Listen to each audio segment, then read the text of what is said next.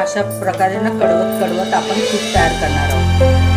पूर्ण उकळलेली साय आलेली पूर्ण आता आटत आलेले आणि तूप त्याची प्रोसेस चालू आहे।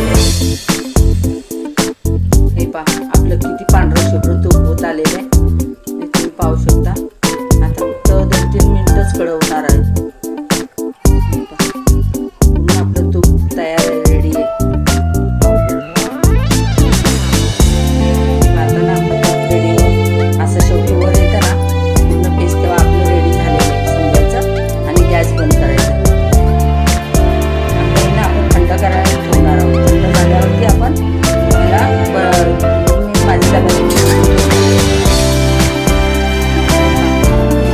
पिवळे फुटके येतात। पूर्ण रेडी तूप झालं ना समजायचं आपल्या थंड होऊन द्यायचं। गॅस बंद केलेला 5 मिनिटं, त्याच्यानंतर हे आलेले हे पहा आपल्याला पूर्ण रेडी। बघा किती छान आणि निव्वळ तूप आहे, जरा पण करपलं नाही। तर आता हे ना मी माझ्या डब्यात ओतून घेणार आहे आणि गाळून घेणार आहे। हे पहा आपण ना, हे माझं आधीचं तूप आहे। बघा किती रवाळ आणि किती पांढरं शुभ्र आहे। आतापासून मी 2-3 किलोचं तूप काढलं होतं, ते पूर्ण संपलं। आता मी या डब्यात तूप काढलंय।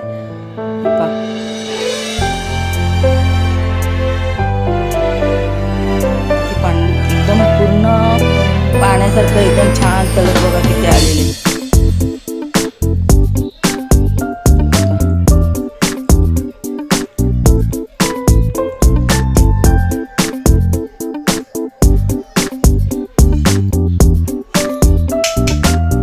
हे पण फेकून द्यायचं नाही, आपण चपातीमध्ये घालून त्याचं पीठ मळून घ्यायचं या पावडरची।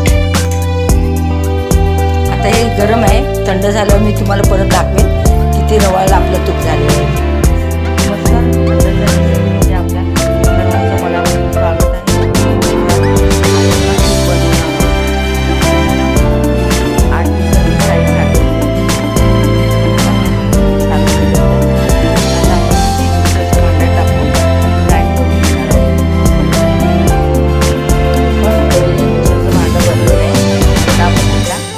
ग्राइंड करून घेऊ आणि वरची साय काढून हे पहा आता मिक्सरचं ग्राइंड झालेलं आहे।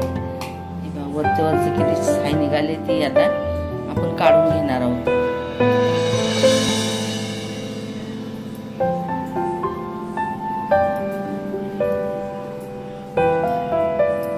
पूर्ण वरचं लोण्याचा गोळा काढायचा।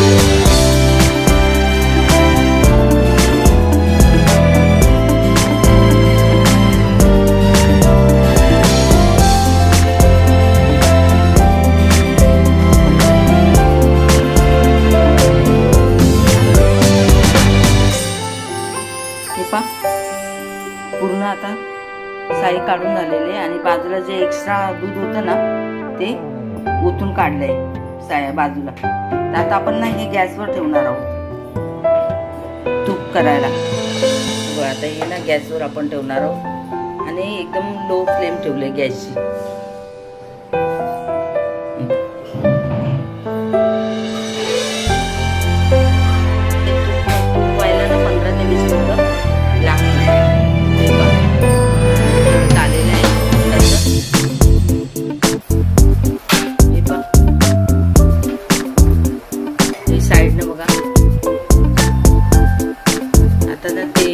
तूप सुटत चाललेलं आहे।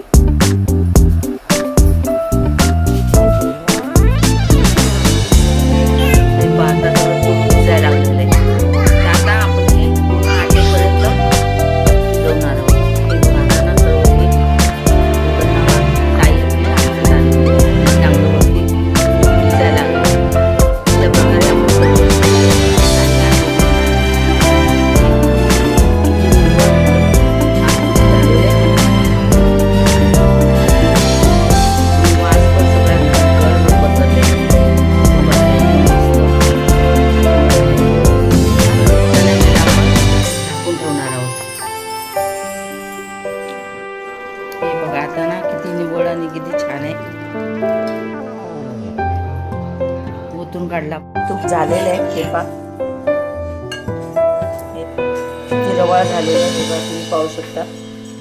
साजूक तूप घेतलेले मी हे. अशा प्रकारे जरूर करून पहा.